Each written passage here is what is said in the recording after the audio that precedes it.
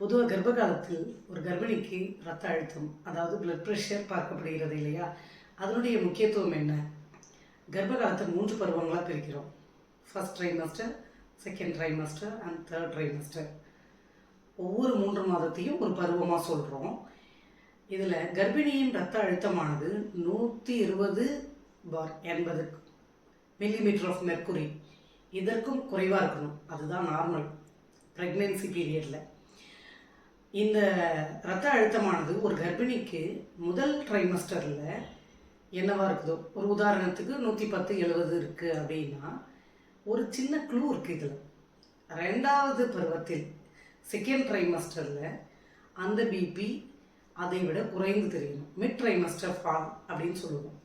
இந்த mid trimester fall இருந்தால் அந்த கர்ப்பிணிக்கு கர்ப்பகால ரத்த அழுத்தம் ஜெஸ்டேஷனல் ஹைப்பர் டென்ஷன் வருவதற்கான சாத்தியங்கள் மிக குறைவு.